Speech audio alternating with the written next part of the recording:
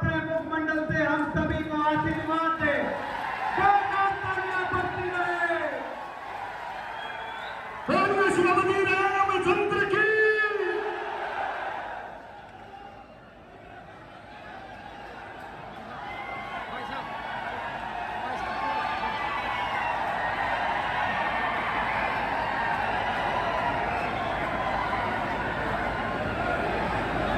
भारत माता की। भारत माता की। भारत माता की। वंदे वंदे वंदे।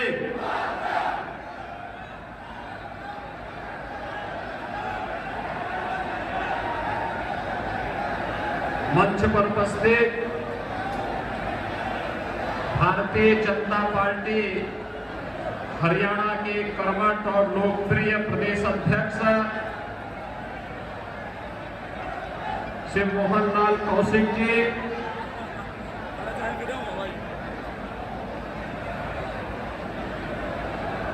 भारतीय जनता पार्टी के लोकप्रिय प्रत्याशी श्री कृष्ण बेदी जी, जिलाध्यक्ष जी श्री जयदेंद्र ढुंड जी, प्रभारी मदन गोयल जी, लोकसभा के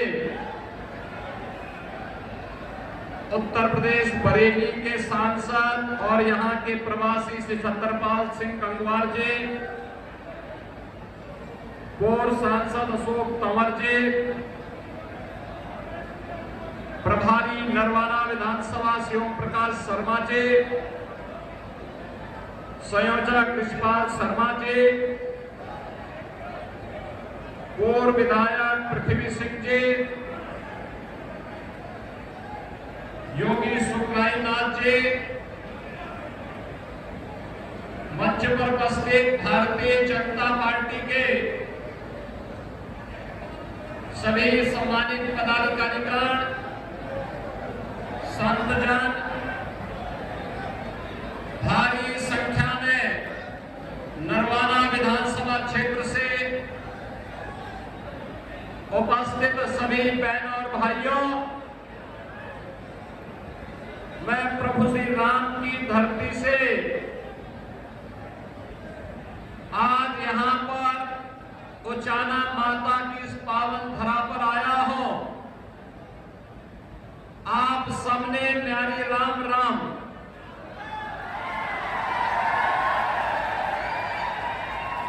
बहनों और भाइयों, राम नाम की ये महिमा है कि आज मैं आप सबसे यहां पर मिल पा रहा हूं और अयोध्या में 500 वर्षों का इंतजार अब समाप्त हुआ।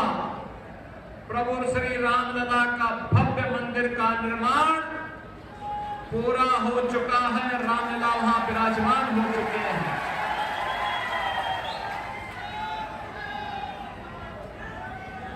बहनों और भाइयों, मैं पूछना चाहता हूं, जिस राम के नाम से हमें भवबंधन से मुक्ति मिलती है, जिन प्रभु राम के छूने मात्र से भी एक पत्थर तैरने लगता है, उस प्रभु राम के नाम से कांग्रेस और इन लोग को ही परेशानी होती थी। अगर आजादी के तत्काल बाद अयोध्या में राम मंदिर का निर्माण नहीं हो पाया, तो इसके लिए सेकुलर विजन का लवादा ओढ़ने वाले कम जिम्मेदार हैं, जिनका एक ही प्रयास था, केन प्रकारेण भारत की आस्था का अपमान करना, भारत के महापुरुषों का अपमान करना।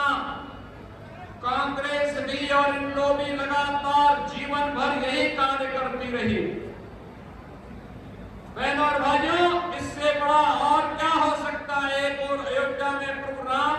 किए, भव्य मंदिर का निर्माण का कार्य संपन्न हुआ, रामलला विराजमान हुए, और दूसरी तरफ अयोध्या के इंटरनेशनल एयरपोर्ट का नाम त्रिकालदर्शी ऋषि महर्षि वाल्मीकि जी के नाम पर करने का काम भी प्रधानमंत्री मोदी जी ने किया।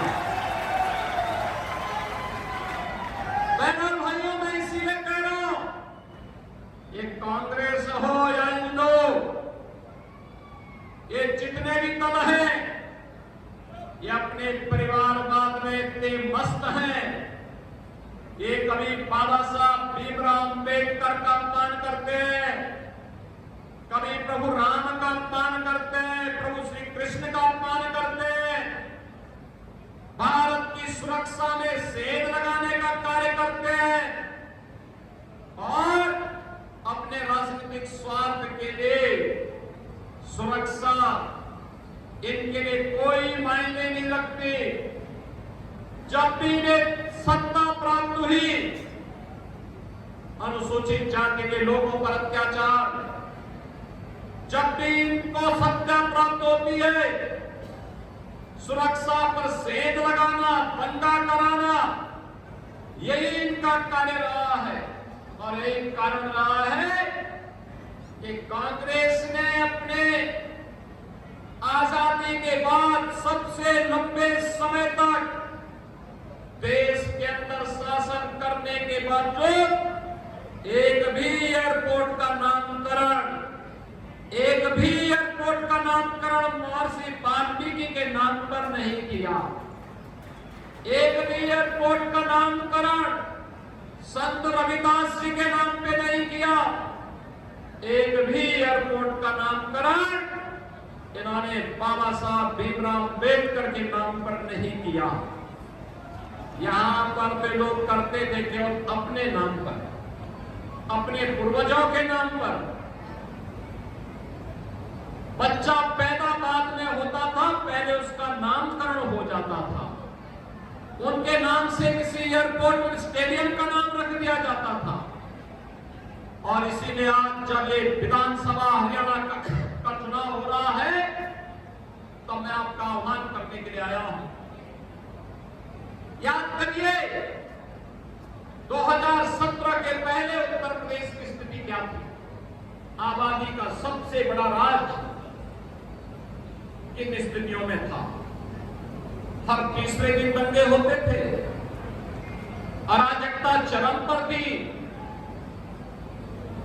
बेटी सुरक्षित नहीं थी, व्यापारी का कोई सम्मान नहीं था, और अराजकता चरम पर थी, विकास बाधित था। आज बहनों और भाइयों, प्रधानमंत्री मोदी जी के मार्गदर्शन में उत्तर प्रदेश की डबल इंजन की सरकार ने दंगों से सर्वथा मुक्ति प्राप्त करती है। अब पिछले 7.5 वर्ष में एक भी दंगा उत्तर प्रदेश के अंदर नहीं हुआ, एक भी दंगा नहीं हुआ, क्योंकि दंगा करने वालों के लिए इस सामने उपकरण खड़ा कर दिए हैं कृष्ण बेदी ने पहले ही। दंगा करने वाला व्यक्ति जानता है कि दंगा करेगा तो बहनों और भाइयों से मालूम है कि 7 पुस्तों की जो कमाई होगी ये जब्त हो जाएगी और ये गरीबों में वितरित हो जाएगी। आज यूपी में दंगा नहीं, आज बिना भेदभाव के सबका साथ और सबके विकास की भावना के अनुरूप विकास के कार्य हो रहे हैं। आज उत्तर प्रदेश भारत के विकास का बैरियर नहीं, बल्कि उत्तर प्रदेश भारत के विकास का ग्रोथ इंजन बनकर के तेजी के साथ आगे बढ़ रहा है। डबल इंजन की सरकार है तो डबल स्पीड के साथ आगे बढ़ रहा है। और यही तो कार्य आपके हरियाणा में भी हुआ।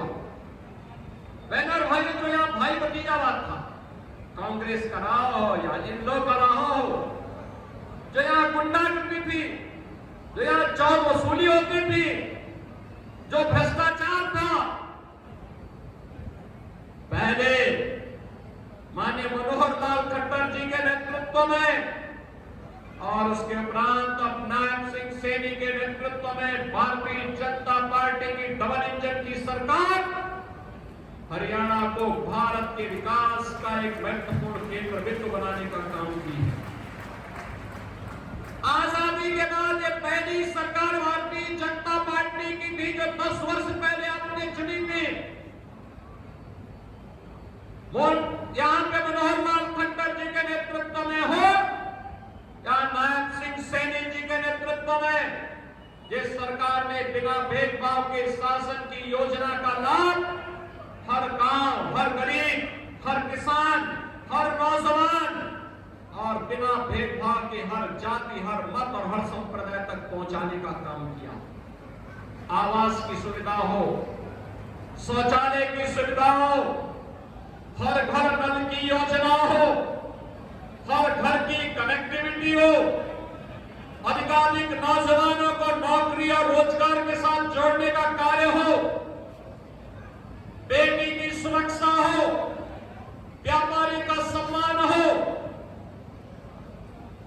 धर्मस्थलों के पुनरुद्धार के लिए कार्य योजना बनाने का कार्य हो। ये सभी कार्य द्रुत गति से पिछले 10 वर्ष के अंदर हरियाणा के अंदर देखने को मिले हैं।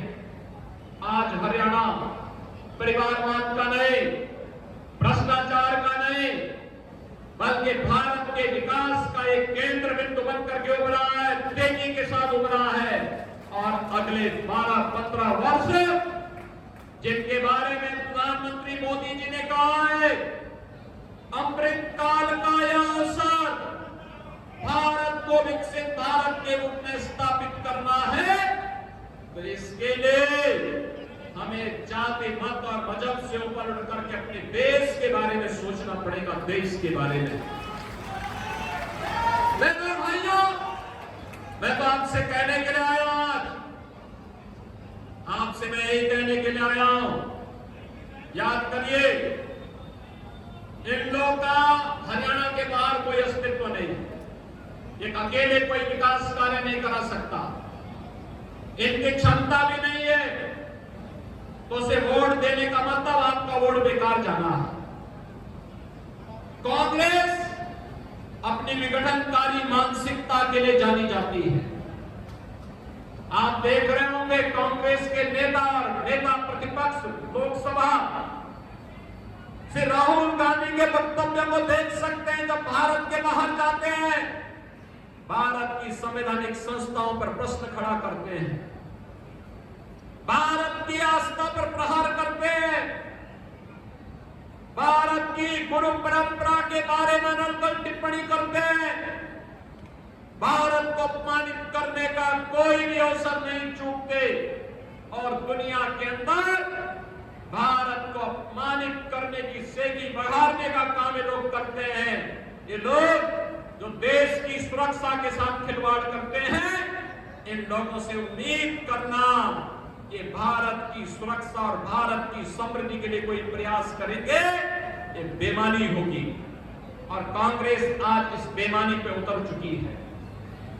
मैं आपसे ये कहने के लिए आया हूं, उन्होंने आजादी के बाद 75 वर्षों में लगातार अपने राजनीतिक स्वार्थों के लिए समाज को आपस में लड़ाने का काम किया, जातीय सेनाएं खड़ी की, ये जातिवाद, ये मत और मजहब की राजनीति, ये विकास की सबसे बड़ी बाधा है।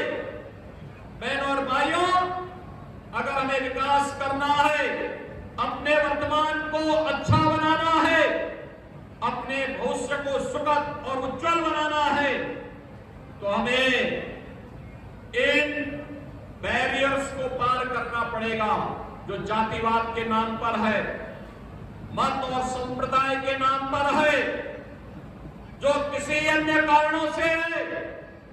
इन सबसे उभर करके कार्य करना होगा। इसी के लिए 14 में प्रधानमंत्री मोदी जी ने देशवासियों को मंत्र दिया था। उन्होंने कहा था, मेरी सरकार जाति, मत और मजहब से ऊपर उठ करके कार्य करेगी। मेरी सरकार का मंत्र होगा जिसमें समान रूप से एक सर्वसमावेशी विकास का कार्य होगा। और इस सर्वसमावेशी विकास ही राम राज्य के अवधारणा को पूरा करेगा। और इसके लिए उन्होंने मंत्र दिया था सबका साथ सबका विकास का। बहनों और भाइयों, याद करिए, कांग्रेस तो आपके पास आएगी, नारा देगी, इंदौली आपके पास आएगी, जाति का नारा देगी, विभाजन की नारा देगी। लेकिन मैं पूछना चाहता हूं कांग्रेस और इंडो से पूछना चाहता हूं, इन्होंने जब ने सत्ता मिली थी तब क्या किया था? कैसे कैसे नजारे थे इनके समय में? लूट धड़ल्ले से होती थी, यहां तक कि हिंदू मंदिरों से भी लोग पैसा ले लेते थे। बहनों और भाइयों, मैं तो आपसे एक ही बात कहने के लिए आया हूं, भारतीय जनता पार्टी की सरकार मोदी जी के नेतृत्व में, हरियाणा के अंदर पहले माननीय खट्टर जी के नेतृत्व में, नायब सिंह सैनी जी के नेतृत्व में एक डबल इंजन की सरकार कार्य की है। आज उसके परिणाम दिखाई दे रहे हैं। बेहतर कनेक्टिविटी हुई है, बुनियादी सुविधाएं जनता जनार्दन को मिली है। कोरोना कालखंड में आपने देखा होगा, कांग्रेस के नेता गायब थे, इंडो के नेता गायब थे, कोई सेवा का कार्य नहीं कर रहा था। भारतीय जनता पार्टी तब नारा देती थी कि सेवा ही संगठन है, और एक एक कार्यकर्ता सरकार के साथ मिलकर के जनता जनार्दन की सेवा करने के लिए तत्पर दिखाई दे रहा था। बहनों और भाइयों, भारतीय जनता पार्टी इस जज्बे के साथ आज भारत को एक नया नेतृत्व देने की दिशा में प्रधानमंत्री मोदी जी के नेतृत्व में कार्य कर रही है। और इसी कारण से आज मैं आपके बीच आया हूं, चाहे वो अयोध्या में महर्षि वाल्मीकि के नाम पर इंटरनेशनल एयरपोर्ट के निर्माण का कार्य हो, या फिर बाबा साहब अंबेडकर के पंच तीर्थ को निर्माण करने का कार्य, ये कांग्रेस ने नहीं किया। कांग्रेस ने तो बाबा साहब भीमराव अंबेडकर का अपमान किया था, उन्हें चुनाव हरवा दिया था। आज आप देख रहे होंगे कांग्रेस बांग्लादेश के अंदर हिंदू मंदिर तोड़े जा रहे हैं, हिंदू मारे जा रहे हैं, हिंदू काटे जा रहे हैं, लेकिन कांग्रेस एक भी शब्द उनके लिए नहीं निकालती है। कांग्रेस के मुंह से, इन लोगों के मुंह से एक भी शब्द नहीं निकलता है। मैं पूछना चाहता हूं, ये बांग्लादेश के अंदर जिन हिंदुओं पर अत्याचार हो रहा है, इनमें 90% दलित जाति के हिंदू हैं। लेकिन बहनों और भाइयों, कांग्रेस को वोट बैंक की चिंता है, इन लोगों को वोट बैंक की चिंता है, उन्हें हिंदुओं की चिंता नहीं है। और इसीलिए तो बाबा साहब भीमराव अंबेडकर का लोग अपमान करते हैं। कांग्रेस ने बाबा साहब भीमराव अंबेडकर से जुड़े हुए किसी भी तीर्थ के विकास में कभी रुचि नहीं ली। मोदी जी हैं जिन्होंने बाबा साहब भीमराव अंबेडकर की जन्मभूमि मऊ मध्य प्रदेश में भव्य स्मारक बनाया। बाबा साहब भीमराव अंबेडकर के उच्च शिक्षा का अध्ययन करने के लिए ब्रिटेन के जिस भवन में रहकर के मैंने उच्च अध्ययन प्राप्त किया था, उस भवन को मोदी जी ने भारत सरकार और महाराष्ट्र सरकार के साथ मिलकर के खरीदा, और फिर भारत से जाने वाले अनुसूचित जाति के छात्रों के लिए छात्रावास और गेस्ट हाउस बनाया। उस भवन को बाबा साहब भीमराव अंबेडकर का स्मारक भी बनाया, और उन्हें स्पेशल स्कॉलरशिप भी छात्रों के लिए वहां उपलब्ध करवाई। बाबा साहब भीमराव अंबेडकर ने दिल्ली में रह करके अपना सार्वजनिक जीवन जहां व्यतीत किया, वहां बाबा साहब भीमराव अंबेडकर का भव्य स्मारक, बाबा साहब अंबेडकर इंटरनेशनल सेंटर के रूप में विकसित हो चुका है। कभी दिल्ली में जाकर के देखिए, बाबा साहब ने जहां अपनी दीक्षा ली थी, वह भूमि को भी एक भव्य स्मारक बनाने का काम प्रधानमंत्री मोदी जी के नेतृत्व में हुआ है। बाबा साहब भीमराव अंबेडकर ने, बहनों और भाइयों, अंतिम यात्रा जहां उनकी निकली थी, उस चैत्य भूमि में भी भव्य भारतीय जनता पार्टी ने किया है। ये पंचतीर्थ बाबा साहब भीमराव अंबेडकर से जुड़े हुए भारतीय जनता पार्टी की नेतृत्व की, मोदी जी की नेतृत्व की सरकार ने बनाए हैं। और इसीलिए आज मैं आपके पास आया हूं कहने के लिए, चुनाव में जाति के नाम पर तमाम लोग आपके बीच आएंगे। कोई कांग्रेस के नाम पर आएगा, कोई इन लोग के नाम पर आएगा, कोई निर्दल आपके बीच में आएगा। लेकिन बहन और भाइयों, ये सब बिना पेटे के लोटे हैं, लुढ़कने वाले हैं। इनका कोई अपना अस्तित्व नहीं, कोई वजूद नहीं। इनके पास विकास का कोई विजन नहीं है। युवाओं के उज्जवल भविष्य को आगे बढ़ाने के लिए इनके पास कोई योजना नहीं है। इनकी नीयत भी ठीक नहीं है और राष्ट्र के प्रति की नीति भी अच्छी नहीं है। और इसीलिए आज हम सब आए हैं। भारतीय जनता पार्टी ने जो कहा सो करके दिखाया, जो कहा सो करके दिखाया। याद करिए, आज भी देश की सुरक्षा के लिए अपनी जान की बाजी लगाता है हरियाणा का जवान। बॉर्डर की सुरक्षा के लिए, सीमा की सुरक्षा के लिए कांग्रेस के समय में चीन और पाकिस्तान भारत की सीमा में घुसते थे। आज वे हमारी सीमा में नहीं घुसते, बल्कि अगर किसी ने दुस्साहस किया तो भारत का बहादुर जवान पाकिस्तान के अंदर घुस करके पूरी तरह सर्जिकल स्ट्राइक करके उनके आतंकी कैंपों को नष्ट करने का काम करता है। मैं पूछना चाहता हूं, क्या ये कांग्रेस के नेतृत्व में, क्या ये राहुल गांधी के नेतृत्व में, क्या ये संभव हो सकता था? क्या कभी नहीं हो सकता। और मैं पूछना चाहता हूं, कश्मीर में धारा 370 क्या ये कांग्रेस हटाती? क्या धारा 370 हटाने का मतलब आतंकवाद की ताबूत में अंतिम कील ठोकने का काम कर दिया। अब आतंकवाद नहीं पनप सकता, अंतिम श्वास गिन रहा है। ये छोटी-छोटी घटनाएं जो होती है ना, ये मान के चलिए, जब दीपक बुझता है ना तो वो तेजी के साथ जलता हुआ दिखाई देता है। याद रखना, ये तेजी के साथ, उतनी तेजी के साथ बुझ भी जाएगा। आतंकवाद सदैव के लिए समाप्त हो जाएगा भारत के अंदर से। और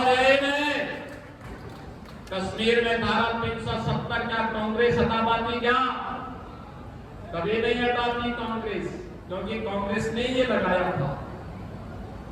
और मैं पूछना चाहता हूं, क्या अयोध्या में राम मंदिर का निर्माण और रामलला को 500 वर्षों के बाद एक कांग्रेस बिठा पाती?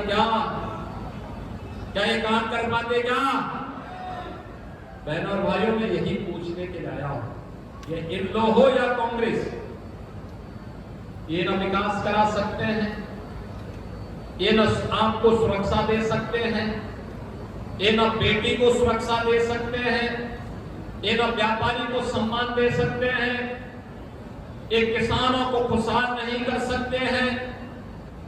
ये लोग किसी भी प्रकार से देश को सुरक्षा नहीं दे सकते, आतंकवाद से नहीं लड़ सकते, नक्सलवाद से नहीं लड़ सकते, उग्रवाद से नहीं लड़ सकते, और ये आपकी आस्था का भी सम्मान नहीं कर सकते। जब ये किसी लायक नहीं है तो इन्हें वोट के लायक क्यों बना रहे हैं? वोट भी मत दीजिए इनको। और यही आह्वान करने के लिए आया हूं मैं कि आप सब जो आपके वर्तमान को और आपके भविष्य को उज्जवल बनाने में योगदान दें, उस भारतीय जनता पार्टी को वोट दें। और भारतीय जनता पार्टी ने एक योग्य और कर्मठ नेता को, श्री कृष्ण बेदी को आपके बीच में प्रत्याशी बनाकर दिखाया है। कृष्ण बेदी प्रदेश सरकार का एक कर्मठ मंत्री, कार्य करने का जज्बा है। अनुसूचित जाति में किसी भी जाति का हो, सबको गले से लगाने का जिसके अंदर जज्बा है, जिन्होंने अपने जीवन का मंत्र बनाया है संत रामानंद की इस पंक्ति को कि जाति पाति पूछे नहीं कोई, हरि को भजे सो हरि का होई।